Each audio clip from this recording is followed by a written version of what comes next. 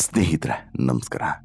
ರೇಣುಕಸ್ವಾಮಿ ಹತ್ಯೆ ಪ್ರಕರಣದಲ್ಲಿ ಭಾಗಿಯಾದಂತಹ ಆರೋಪಿಗಳ್ಯಾರಿದ್ದಾರೆ, ಜೈಲು ಸೇರಿರುವಂಥ ಆರೋಪಿಗಳ್ಯಾರಿದ್ದಾರೆ, ಅವರು ಇವಾಗ ಸಂಪೂರ್ಣವಾಗಿ ಬದಲಾಗ್ತಿದ್ದಾರೆ.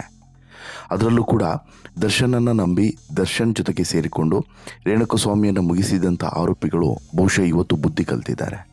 ಇಷ್ಟು ದಿನಗಳ ಕಾಲ ತಾವು ಮಾಡಿದಂಥ ತಪ್ಪಿನ ಪರಿಣಾಮವಾಗಿ ಏನೆಲ್ಲ ಶಿಕ್ಷೆಯನ್ನು ಅನುಭವಿಸಬೇಕಾಯಿತು, ಜೊತೆಗೆ ಇಲ್ಲಿ ದರ್ಶನ್ ಪಾತ್ರ ಇದೆಯೋ ಇಲ್ಲ ಅನ್ನೋದಕ್ಕಿಂತ ಮುಖ್ಯವಾಗಿ ದರ್ಶನ್ ಇದ್ದಾನೆ ಅಥವಾ ದರ್ಶನಿಗೋಸ್ಕರ ನಾವು ಇಷ್ಟೆಲ್ಲ ಮಾಡಿದ್ವಿ ಅನ್ನೋದನ್ನು ಯಾವುದೇ ಸಂಕೋಚ ಇಲ್ಲದೆ ಹೇಳ್ತಾರೆ ಇವರೆಲ್ಲರೂ ಕೂಡ. ಆದರೆ ಇವತ್ತಿಗೆ ನಿರ್ಮಾಣ ಆಗಿರುವಂಥ ಪರಿಸ್ಥಿತಿ ಹೇಗಿದೆ ಅಂತ ಹೇಳಿದ್ರೆ, ಕಳೆದ 2 ತಿಂಗಳಿನಿಂದ ಒಂದಲ್ಲ 2 ತಿಂಗಳಿನಿಂದ ಜೈಲು ವಾಸವನ್ನು ಅನುಭವಿಸ್ತಿದ್ದಾರೆ. ಒಂದು ಕಡೆ ತಮ್ಮ ಇಡೀ ಫ್ಯಾಮಿಲಿ ಪಡವಾರದ ಕಷ್ಟಗಳನ್ನು ಅನುಭವಿಸ್ತಿದೆ, ಮತ್ತೊಂದು ಕಡೆ ಅವರು ಮಾಡ್ತಿದ್ದಂತಹ ಒಂದು ಚಿಕ್ಕ ಪುಟ್ಟ ಕೆಲಸಗಳಾಗಿರ್ಬೋದು, ಉದ್ಯಮ ಆಗಿರ್ಬೋದು, ಎಲ್ಲವೂ ಕೂಡ ಹಳ್ಳ ಹತ್ತು ಹೋಗುತ್ತೆ. ಹೀಗಾಗಿ ನಿಜವಾಗ್ಲೂ ಕೂಡ ಅವ್ರು ಮಾಡಿದ್ದು ಕ್ಷಮಿಸೋಕೆ ಅರ್ಹವಾದಂತಹ ತಪ್ಪು ಅಲ್ವೇ ಅಲ್ಲ. ಆದರೆ ಇವತ್ತು ದರ್ಶನ್ನು ಈ ಇಷ್ಟೋ ಜನರಲ್ಲೂ ಕೂಡ ಒಂಟಿ ಆಗ್ತಿದ್ದಾರೆ ಅನ್ನೋದನ್ನು ನಾವು ಸೂಕ್ಷ್ಮವಾಗಿ ಗಮನಿಸಬೇಕು. ಅದರಲ್ಲೂ ಕೂಡ ಪವಿತ್ರ ಗೌಡಗಳಿಗೋಸ್ಕರ ಇಷ್ಟೆಲ್ಲ ಮಾಡಿದಂಥ ದರ್ಶನ್ ಮತ್ತು ದರ್ಶನ್ ಅವರ ಸ್ನೇಹಿತರು ಇವತ್ತು ಯಾವ ಪರಿಸ್ಥಿತಿಯಲ್ಲಿದ್ದಾರೆ ಅನ್ನೋದು ನಿಮಗೆ ಗೊತ್ತಿದೆ. ಆದರೆ ಇವತ್ತು ಇದ್ರೆ ಇರಲಿ ಬಿಟ್ಟರೆ ಬಿಡಲಿ ಅಂತೇಳ್ಬಿಟ್ಟು ತೀರ್ಮಾನಿಸಿ ತಮ್ಮಷ್ಟಕ್ಕೆ ತಾವು ಬೇಲ್ ಅಪ್ಲಿಕೇಶನನ್ನು ಹಾಕ್ಕೊಂಡಿದ್ದಾರೆ ಅಂತ ಹೇಳಿದ್ರೆ ದರ್ಶನ್ಗೆ ಇನ್ನಾದರೂ ಕೂಡ ವಾಸ್ತವ ಪರಿಸ್ಥಿತಿ ಅರ್ಥ ಆಗುತ್ತಾ? ದರ್ಶನ್ ಜೈಲಿನಲ್ಲಿ ಒಂಟಿ ಆಗ್ತಾ ಇದ್ದಾರಾ? ದರ್ಶನನ್ನು ಧಿಕ್ಕರಿಸಿ ಎಲ್ಲರೂ ಕೂಡ ಮುನ್ನಡೀತಿದ್ದಾರಾ? ಹೀಗೆ ಸಾಕಷ್ಟು ಪ್ರಶ್ನೆಗಳು ಮೂಡ್ತಾ ಇದ್ದಾವೆ. ಅವೆಲ್ಲದಕ್ಕೂ ಕೂಡ ಉತ್ತರ ಕೊಡುವಂಥ ಪ್ರಯತ್ನವನ್ನು ಮಾಡ್ತೀನಿ ಇವತ್ತಿನ ಈ ಸ್ಪೆಷಲ್ ಸ್ಟೋರಿಯಲ್ಲಿ. ಹಾಗಾದರೆ ಏನಾಗುತ್ತೆ ಮುಂದೆ ಅನ್ನೋದನ್ನು ಕೂಡ ನಿಮ್ಮ ಮುಂದೆ ಇಡ್ತಾ ಹೋಗ್ತೀನಿ. ಅದಕ್ಕಿಂತ ಮುಂಚೆ ನೀವಿನ್ನೂ ಕೂಡ ನಮ್ಮ ಚಾನಲನ್ನು ಸಬ್ಸ್ಕ್ರೈಬ್ ಮಾಡಿಲ್ಲ ಅಂದರೆ ದಯವಿಟ್ಟು ಈ ಕೂಡಲೇ ಸಬ್ಸ್ಕ್ರೈಬ್ ಮಾಡಿ ಸ್ನೇಹಿತರೆ. ಅದು ಯಾವ ಗಳಿಗೆಯಲ್ಲಿ ರೇಣುಕಸ್ವಾಮಿಯನ್ನು ಹತ್ಯೆ ಮಾಡುವಂಥ ಒಂದು ಪ್ಲಾನನ್ನು ಮಾಡಿದ್ರೋ ಆ ಗಳಿಗೆಯಿಂದ ಇವತ್ತಿನವರೆಗೂ ಕೂಡ ದರ್ಶನ್ ಮತ್ತು ಇಡೀ ಗ್ಯಾಂಗ್ನ ಗ್ರಹಚಾರವೇ ನೆಟ್ಟಗಿಲ್ಲ ಅನ್ನೋದು ಸತ್ಯ. ಅದರಲ್ಲೂ ಕೂಡ challenging star Darshan, D boss, box office ಸುಲ್ತಾನ, ಹೀಗೆ ಸಾಕಷ್ಟು ಹೆಸರುಗಳನ್ನು ಪಡೆದುಕೊಂಡು ಖ್ಯಾತಿಯನ್ನು ಪಡೆದಿದ್ದಂತಹ, ಅಂದರೆ ಒಂದು ರೀತಿಯಲ್ಲಿ ಇಡೀ ದೇಶದಲ್ಲೇ ದೊಡ್ಡ ಹೆಸರನ್ನು ಸಂಪಾದನೆ ಮಾಡಿದಂಥ ನಟನಾಗಿ ಬೆಳೆದಿದ್ದಂತಹ ಈ ದರ್ಶನ್ ತೂಗುದೀಪ ಮಾಡಿದಂಥ ಒಂದೇ ಒಂದು ಎಡವಟ್ಟು ಇವತ್ತು ಯಾವ ರೀತಿ ಆತನನ್ನು ಜೈಲು ಕಂಬಿಯನ್ನು ಎಣಿಸುವಂತೆ ಮಾಡಿದೆ ಅನ್ನೋದಕ್ಕೆ ನಾವೆಲ್ಲರೂ ಕೂಡ ಸಾಕ್ಷಿಭೂತರಾಗಿದ್ದೇವೆ. ಈ ಸಂದರ್ಭದಲ್ಲಿ ದರ್ಶನ್ ಮಾಡಿದಂಥ ಕೆಲವೊಂದು ಎಡವಟ್ಟಿನ ಪರಿಣಾಮ ಮತ್ತು ಒಂದು ಹೆಣ್ಣಿನ ಮೋಹಕ್ಕೆ ಬಿದ್ದರೆ ಏನಾಗುತ್ತೆ ಅನ್ನೋದಕ್ಕೆ ಸಾಕ್ಷಿಯಾಗಿ ಈ ಘಟನೆ ನಿಲ್ತದೆ.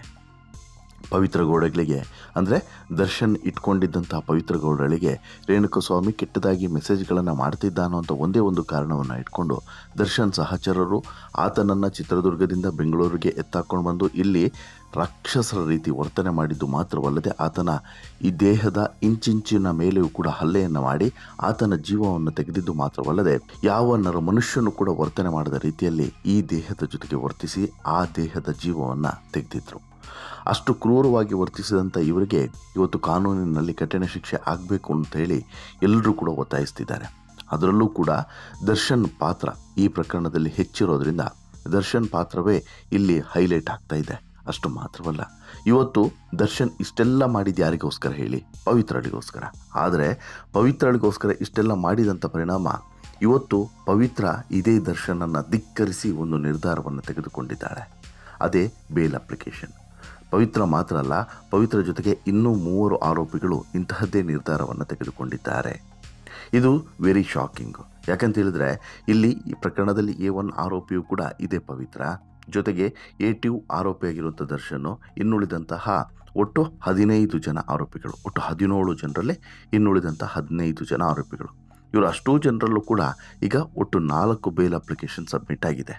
ಅದರಲ್ಲಿ ಒಂದು ಬೇಲ್ ಅಪ್ಲಿಕೇಶನ್ ಈಗಾಗಲೇ ವಿಚಾರಣೆಗೆ ಬಂದಿದೆ. ಅದೇ ಪವಿತ್ರ ಗೌಡ ಸಲ್ಲಿಸಿದಂತಹ ಬೇಲ್ ಅಪ್ಲಿಕೇಶನ್. ಹಾಗಾದರೆ ಪವಿತ್ರ ಗೌಡ ಸಲ್ಲಿಸಿದಂತಹ ಬೇಲ್ ಅಪ್ಲಿಕೇಶನ್ನಲ್ಲಿ ಏನಿತ್ತು, ಏನೆಲ್ಲ ಇನ್ಫಾರ್ಮೇಷನ್ಸ್ಗಳನ್ನು ಆಕೆ ಸೇರಿಸಿದ್ಲು, ಜೊತೆಗೆ ಏನೆಲ್ಲ ಆಗಿತ್ತು, ಇದು ಪ್ರಮುಖವಾಗಿ ಗಮನಿಸಬೇಕಾಗಿರುವಂಥ ಅಂಶ.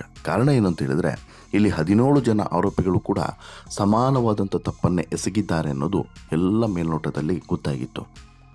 ಅಷ್ಟು ಮಾತ್ರವಲ್ಲ, ಈ ಪ್ರಕರಣದಲ್ಲಿ A2 ಆಗಿದ್ದಂಥ ದರ್ಶನ್ಗಿಂತ ಮೊದಲೇ A1 ಆರೋಪಿಯಾಗಿದ್ದಂಥ ಪವಿತ್ರ ಗೌಡ ಇಲ್ಲಿ ಸೆಕ್ಷನ್ನು 437 ಅಡಿಯಲ್ಲಿ ಜಾಮೀನನ್ನು ಕೋರಿ ಅರ್ಜಿಯನ್ನು ಸಲ್ಲಿಕೆ ಮಾಡಿದ್ಲು. ಏನಾಯಿತು? ಅದರಲ್ಲಿ ಅಚಾತುರ್ಯ ಆಗಿ ಹೋಗಿದೆ. ಇದರಲ್ಲಿ ನನ್ನ ಪಾತ್ರ ಏನೂ ಇಲ್ಲ. ಸಾಮಾನ್ಯವಾಗಿ ಮಹಿಳಾ ಆರೋಪಿಗಳಿಗೆ ವಿನಾಯಿತಿ ಇರುತ್ತೆ. ಗಂಭೀರ ಪ್ರಕರಣ ಇದ್ದರೂ ಜಾಮೀನು ನೀಡೋದಕ್ಕೆ ಅವಕಾಶ ಇದೆ.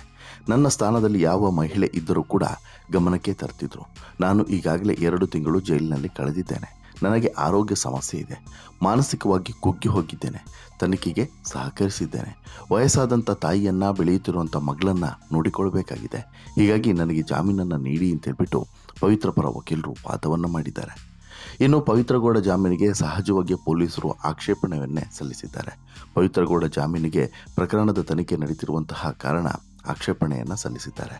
ಇನ್ನೂ ಕೂಡ ಚಾರ್ಜ್ ಶೀಟ್ ಕೊನೆಯ ಹಂತದಲ್ಲಿ ಇದೆ. ಚಾರ್ಜ್ ಶೀಟ್ ವೇಳೆ ಆರೋಪಿ ಪುನರ್ ಹೇಳಿಕೆ ಬೇಕಾಗ್ತದೆ.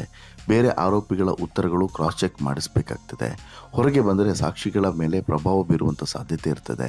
ಪ್ರಭಾವ ಬಳಸಿ ಸಾಕ್ಷಿ ನಾಶ ಮಾಡುವಂಥ ಸಾಧ್ಯತೆಯೂ ಕೂಡ ಇರುತ್ತೆ. ಬೇಲ್ ಸಿಕ್ಕರೆ ಸಾಕ್ಷಿಗಳಿಗೆ ಹಣದ ಆಮಿಷವನ್ನು ಒಡ್ಡುವಂಥ ಸಾಧ್ಯತೆ ಇದೆ ಅಂತಲೂ ಕೂಡ ಕೋರ್ಟ್ ಮುಂದೆ ಮನದಟ್ಟು ಮಾಡಿಕೊಟ್ಟಿದ್ದಾರೆ. ನ್ಯಾಯಾಲಯ ಪವಿತ್ರಗೌಡ ಮತ್ತೋರ್ವ ಆರೋಪಿ ಅನುಕುಮಾರ್ ಅರ್ಜಿ ವಿಚಾರಣೆಯನ್ನು ಆಗಸ್ಟ್ 27ಕ್ಕೆ ಮುಂದೂಡಿಕೆ ಮಾಡಿದರೆ, ಈ ನಡುವೆ ಪ್ರಕರಣದ A10 ಆರೋಪಿ ಆಗಿರುವಂತಹ ಮತ್ತು ಸ್ಟೋನಿ ಬ್ರೂಕ್ಸ್ ಮಾಲೀಕ ವಿನಯ್ ಕೂಡ ಈಗಾಗಲೇ ಕೋರ್ಟ್ನಲ್ಲಿ ಜಾಮೀನಿಗೆ ಅರ್ಜಿಯನ್ನು ಸಲ್ಲಿಸಿದ್ದಾನೆ. ಹೀಗಾಗಿ ಇಲ್ಲಿ ಪ್ರಮುಖವಾಗಿ ಇವರ ಅರ್ಜಿಯ ವಿಚಾರಣೆ ನಡೆಯೋದು ಒಂದು ಭಾಗ ಆದರೆ, ಮತ್ತೊಂದು ಭಾಗವಾಗಿ ದರ್ಶನ್ನೇ ಇನ್ನೂ ಕೂಡ ಅಪ್ಲಿಕೇಶನನ್ನು ಸಬ್ಮಿಟ್ ಮಾಡಿಲ್ಲ. ಯಾವುದು ಬೇಲ್ ಅಪ್ಲಿಕೇಶನನ್ನು ಸಬ್ಮಿಟ್ ಮಾಡಿಲ್ಲ. ದರ್ಶನ್ಗಿಂತ ಮುಂಚೆನೇ ಇವರೆಲ್ಲರೂ ಕೂಡ ಬೇಲ್ ಅಪ್ಲಿಕೇಶನನ್ನು ಸಬ್ಮಿಟ್ ಮಾಡ್ಕೊಳ್ತಿರೋದು ಯಾಕೆ ಅಂತೇಳಿ ಕೇಳಿದ್ರೆ, ದರ್ಶನ್ ಇರಲಿ ಬಿಡಲಿ ನಮಗೆ ನಾವು ಹೊರಗಡೆ ಹೋದರೆ ಸಾಕು ಅನ್ನುವಂಥದ್ದು ಈಗ ಇವರ ಮನಸ್ಥಿತಿ ಅನ್ನೋದು ಸ್ಪಷ್ಟವಾಗಿ ಗೊತ್ತಾಗ್ತಿದೆ. ಅದಕ್ಕೆ ಹೇಳೋದು, ಎಲ್ಲದೂ ಕೂಡ ಅವರವರ ಸ್ವಾರ್ಥಕ್ಕೆ ಅಥವಾ ಅವರವರ ಸಮಯಕ್ಕೆ ಅನ್ನೋದನ್ನು ಇದಕ್ಕೆ. ಈಗ ದರ್ಶನ್ ಇಷ್ಟೆಲ್ಲ ಮಾಡಿದ್ದು ಯಾರಿಗೋಸ್ಕರ ಹೇಳಿ? ಪವಿತ್ರಳಿಗೋಸ್ಕರ. ಎಂಡ್ ಆಫ್ ದಿ ಡೇ ಪವಿತ್ರ ಮಾಡ್ತಿರೋದೇನು ಹೇಳಿ? ತನ್ನ ಸ್ವಾರ್ಥಕ್ಕೋಸ್ಕರ. ಹೌದು, ಒಂದು ವೇಳೆ ಪವಿತ್ರಳಿಗೆ ಜಾಮೀನನ್ನು ಕೊಟ್ಟರೆ ಏನಾಗುತ್ತೆ? ಪ್ರಕರಣದ A1 ಆರೋಪಿಗೆ ಜಾಮೀನು ಸಿಗ್ದಂಗೆ ಆಗುತ್ತೆ. ಈಗ ಅದಾದ ಬಳಿಕ ಎಲ್ಲರೂ ಕೂಡ ಶಿಕ್ಷೆಯನ್ನು ಅದು ಏನೋ ಅನುಭವಿಸ್ಬೇಕಾಗಿರೋದು ಅಥವಾ ಶಿಕ್ಷೆ ಎದುರಿಸಬೇಕಾಗಿರೋದು ಯಾರು ಹೇಳಿ? ಇನ್ನುಳಿದಂತಹ ಆರೋಪಿಗಳು.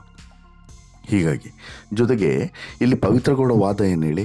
ನನ್ನದೇನೂ ಕೂಡ ಪಾತ್ರ ಇಲ್ಲ ಈ ಪ್ರಕರಣದಲ್ಲಿ ಅಂತೇಳಿ, ನಾನೇನೂ ಕೂಡ ಹೇಳೇ ಇಲ್ಲ ಅಂತೇಳಿ.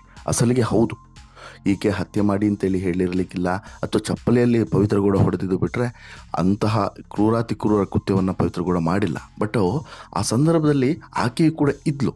ಆಕೆಯು ಕೂಡ ಅಷ್ಟೇ ಹೊಣೆಗಾರ್ತಿ. ಜೊತೆಗೆ ಆಕೆಯು ಕೂಡ ಇವೆಲ್ಲ ಕೃತ್ಯಗಳನ್ನು ತಪ್ಪಿಸಬಹುದಾಗಿತ್ತು. ಆಕೆ ಕಂಪ್ಲೇಂಟನ್ನು ಕೊಟ್ಟಿದ್ರೆ ಆಗಿ ಹೋಗಿರೋದು, ಪೊಲೀಸ್ ಸ್ಟೇಷನ್ಗೆ ಕಂಪ್ಲೇಂಟ್ ಕೊಟ್ಟಿದ್ರೆ ಆಗಿ ಹೋಗಿರೋದು. ಈ ಕಿರಾತಕ ಗ್ಯಾಂಗಿಗೆ ಇನ್ಫಾರ್ಮ್ ಮಾಡಿದೆ. ಆದರೆ ಅವತ್ತು ಪ್ರತಿಷ್ಠೆಯಾಗಿ ಸ್ವೀಕರಿಸಿದಂತಹ ಈ ಪವಿತ್ರ ಸೇರಿದಂತೆ ಇನ್ನುಳಿದವರು ಏನಾಗುತ್ತೆ ನೋಡೇ ಬಿಡೋಣ ಅಂತ ಹೇಳ್ಬಿಟ್ಟು ಕಾನೂನನ್ನು ಕೈಗೆ ತೆಗೆದುಕೊಂಡ್ರು. ಹಾಗಾಗಿ ಇವತ್ತು ಜೈಲಿನಲ್ಲಿ ಕಂಬಿ ಎಣಿಸುವಂಥ ಪರಿಸ್ಥಿತಿ ಬಂದಿದೆ. ಇನ್ನು ದರ್ಶನ್ ಪರಿಸ್ಥಿತಿ, ದರ್ಶನ್ ಅಸಲಿಗೆ ಇವತ್ತು ಯಾವ ರೀತಿ ಆಗಿದ್ದಾರೆ ಅಂತ ಹೇಳಿದ್ರೆ, ನಂಬಿದಂಥ ಸ್ನೇಹಿತರಿಲ್ಲ. ಈ ಹಿಂದೆಯೂ ಕೂಡ ಇದೇ ರೀತಿಯಾಗಿತ್ತು. ದರ್ಶನ್ ಮಾಡಿದಂಥ ಕೆಲವೊಂದು ತಪ್ಪುಗಳ ಪರಿಣಾಮವಾಗಿ ಜೀವಕ್ಕೆ ಜೀವ ಕೊಡೋಕ್ಕೆ ಸಿದ್ಧವಾಗಿದ್ದಂಥ ಸ್ನೇಹಿತರು ದೂರವಾಗಿದ್ದು ಇದೇ ಕಾರಣಕ್ಕೆ. ದರ್ಶನ್ಗೆ ಇದ್ದಂತಹ ಈ ಪವಿತ್ರಗೌಡ ಅನ್ನುವಂತಹ ವ್ಯಾಮೋಹಕ್ಕೆ. ನೀವು ಗಮನಿಸಿ, ಪವಿತ್ರಗೌಡ ಯಾವಾಗ ದರ್ಶನ್ ಜೊತೆಗೆ ಕ್ಲೋಸ್ ಆಗ್ತಾರೋ ಅದಾದ ಬಳಿಕ ಒಬ್ಬೊಬ್ಬರೇ ದರ್ಶನ್ ಲಿಸ್ಟಿಂದ ಡಿಲೀಟ್ ಆಗ್ತಾ ಬರ್ತಾರೆ. ಯಾರು?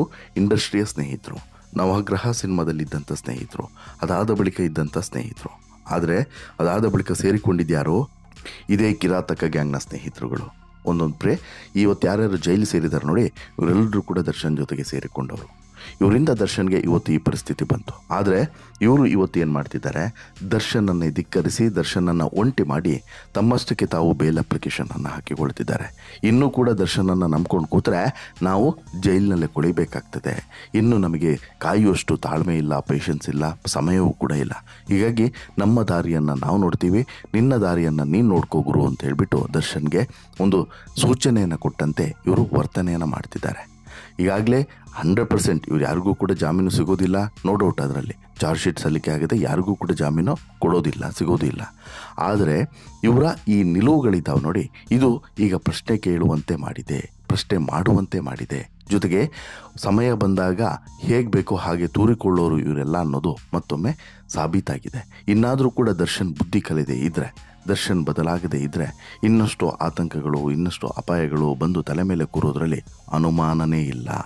ನಿಮಗೇನು ಅನಿಸುತ್ತೆ ಸ್ನೇಹಿತರೆ ಈ ಎಲ್ಲ ಬೆಳವಣಿಗೆಗಳ ಬಗ್ಗೆ? ನಿಮ್ಮ ಅಭಿಪ್ರಾಯ ಏನು? ದಯವಿಟ್ಟು ಕಮೆಂಟ್ ಮಾಡಿ ತಿಳಿಸಿ. ಜೊತೆಗೆ ದರ್ಶನನ್ನು ಇವತ್ತು ಒಂಟಿ ಮಾಡಿದ್ರು ಅಂಥೇಳಿ ನಿಮ್ಗೆ ಅನಿಸ್ತಿದೆಯಾ? ಅಥವಾ ಮಾಡಿದ ಪಾಪದ ಫಲ ಇವೆಲ್ಲ ಅಂಥೇಳಿ ನಿಮ್ಗೆ ಅನಿಸುತ್ತಾ? ದಯವಿಟ್ಟು ಕಮೆಂಟ್ ಮಾಡಿ ತಿಳಿಸಿ. ಜೊತೆಗೆ ಈ ಸ್ಟೋರಿ ಇಷ್ಟ ಆಯಿತು ಅಂತ ಹೇಳಿದ್ರೆ ಲೈಕ್ ಮಾಡಿ, ಶೇರ್ ಮಾಡಿ, ಚಾನಲ್ಗೆ ಸಬ್ಸ್ಕ್ರೈಬ್ ಆಗೋದನ್ನು ಮರಿಬೇಡಿ. ಧನ್ಯವಾದ.